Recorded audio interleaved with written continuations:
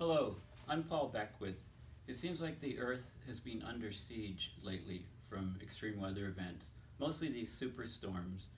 The sea surface temperatures are so warm in the Atlantic Basin, in the Caribbean, off the US eastern seaboard, that they're really amplifying these hurricanes. So we're getting these hurricanes that are Category 5s, but not just Category 5s being 155, 157 miles an hour, but with wind speeds sustained for at 185 miles an hour, like superstorms. We had Harvey come ashore in Texas and just not move, basically sit around for multiple days, dumping up to 5 feet of water on places like Houston. We had Irma getting incredible strength coming through the Caribbean, causing huge amounts of damage, and then hitting Florida.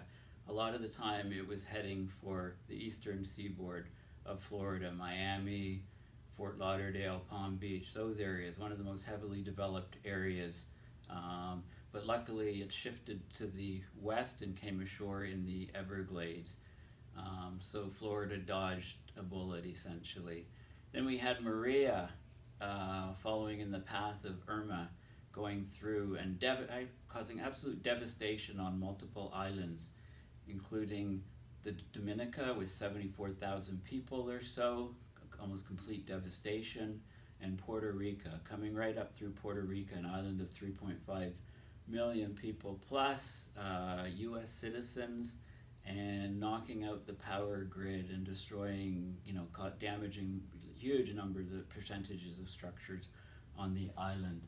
So I'll talk a little bit about the relief efforts or problems with the relief efforts, and also talk about resilience and what we can do moving forward, because we're going to have other years that are going out in the future that are have a lot quieter in terms of hurricanes, but the extreme weather events are going to continue to ramp up, and we're going to continue to get these storms more frequently. So this is my website, paulbeckwith.net. Lots of stuff on there about the climate system and how it relates to extreme weather events. You can follow me on Twitter at Paul H. Beckwith. Now in Twitter, if you just do searches on hashtags, so for example, here's hashtag Puerto Rico, okay, you can get the top news, the top posts, okay, those are the posts. Here we go, Puerto Rico faces a death spiral that goes way beyond the humanitarian crisis. You can go latest to get the latest information or so on about relief efforts and stuff. But don't forget all these other islands, okay? Puerto Rico is in the news right now because we've got people there without food and water. There's very little power. Power was knocked out on the island. It's going to take 4 to 6 months, where some of the reports were saying, to restore power. And the power is everything. If you've ever watched Apollo 13, power is critical. Power is everything. And I'll talk about that in terms of resilience. Barbuda, 1,800 people, part of connected with Antigua and Bermuda, that's the country. They had to evacuate the island. The island, 90% of structures were destroyed on the island. All the power, no food and water. Those people, and then that was from Irma, and then Maria was coming along, and it looked like Maria would hit, so they had to evacuate the island. So they evacuated the island. So for the first time in 300 years, no people were on this island. Dominica was completely hammered and devastated also by Maria. Here it is a week after it hit, absolutely decimated, not a corner of the country spared. Okay, there's images of when it was sitting in the eye of the storm. It was Category 5 hurricane when it hit.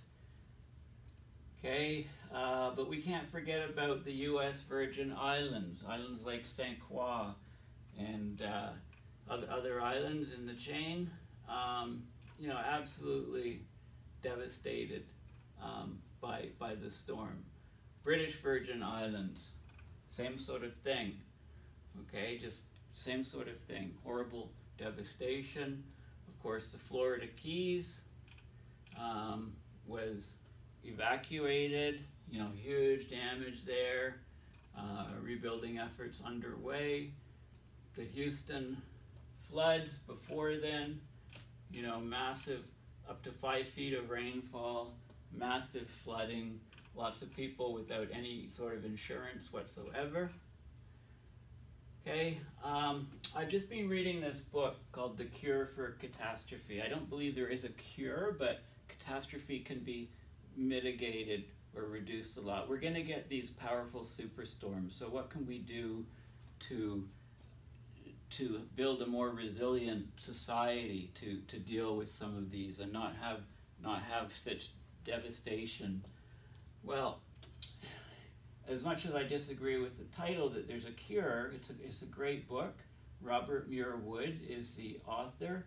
Basically, we build in the wrong places and in the wrong way. We put brick buildings in earthquake country, timber ones in fire zones, coastal cities in the paths of hurricanes. We then blindly trust our flood walls and disaster preparation. When they fail, catastrophes become even more deadly. No society is immune to the twin dangers of complacency and heedless development. So basically, the idea is that, you know, these storms are going to happen, and what can we do to, you know, what can we do in our building practices and rebuilding practices and retrofitting practices to make places more resilient? Well, the key thing is power, right? The key thing, I mean, people need fresh water to drink, they need food to eat, okay? Communications is vital, so they can get in touch with the outside world after such a storm hits quickly, let people know they're fine or they're not, okay?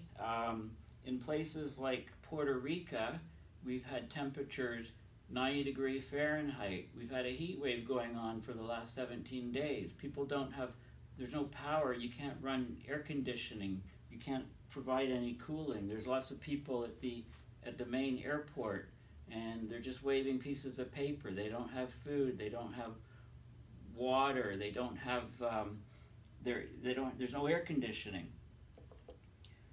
And like I said, communication is down, you know, in lots of places on the island. So the key thing is the power grid, okay? All of these Caribbean islands, for the most part, string power lines off poles, and these power lines they're completely vulnerable to hurricanes. Okay, doesn't it make sense in places like that to have more distributed power, go really big in solar and wind and other forms of power so that you have distributed grids, so one part of the island gets knocked out, the other parts of the island still have power. They're not reliant on one central power grid, which when it goes down, the entire island loses power. You can also have your distribution lines, your power lines, the main power line, buried underneath the ground in trenches, okay, so that they're hardened against hurricanes. You can build your power stations like bunkers, right, like out of like very, very strong to withstand, you know, and put them on high elevation ground and build them to withstand enormous winds. So that, and take precautions, put things underground if you can. Of course, you know, if the island, you know, the buildings, when you rebuild or when you retrofit or build new buildings in a place, you build them as strong as possible. For example, in Bermuda's kind of lucky because it's not in an earthquake zone. So the buildings in Bermuda are 1.5 to 2 feet thick in cases. They're made of limestone that's cut from the coral reefs, and the roofs are all lashed down on top, and they're limestone, so they're made of tile and rock. They're very heavy materials, and They're tied securely to the walls. So if you're not in an earthquake zone, you can put buildings together that withstand, large storms. A Category 4 went through Bermuda a few years ago, and the island was back running within a day or two. But power is the most critical thing. If you don't have power, then you can't pump water, right? So your water system goes down. Your communication towers all go down.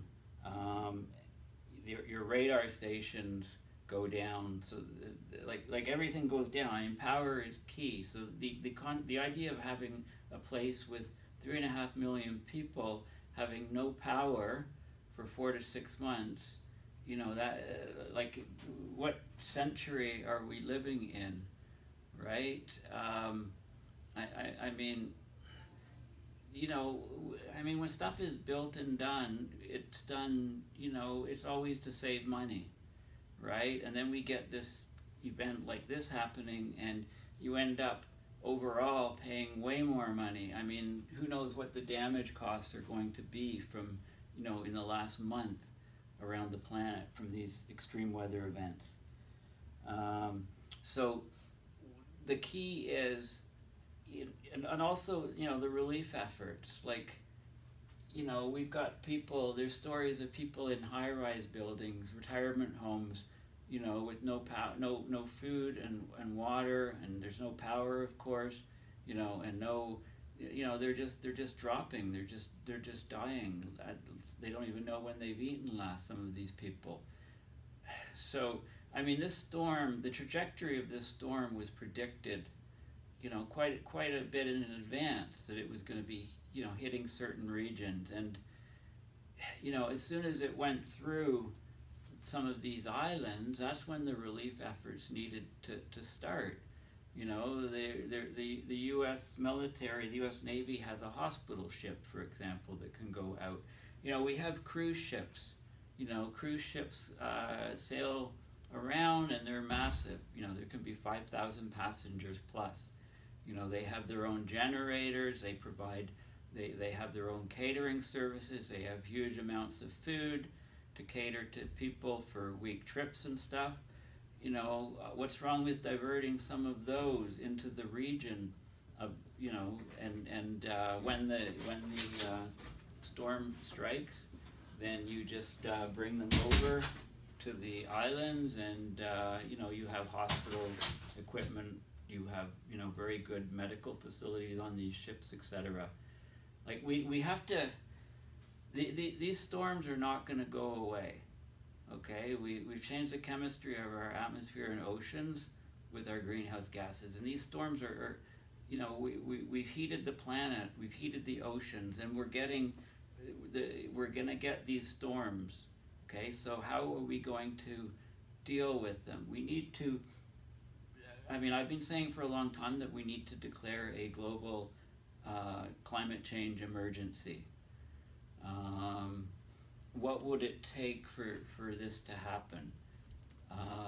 We're rapidly losing the sea ice and snow cover in the Arctic, and the jet streams are slowing down and becoming wavier, and we're getting all of these extreme weather events. I mean, right now in Ottawa, it's 30 degrees Celsius. That's about 87 Fahrenheit. That's it's absurd for this time of year.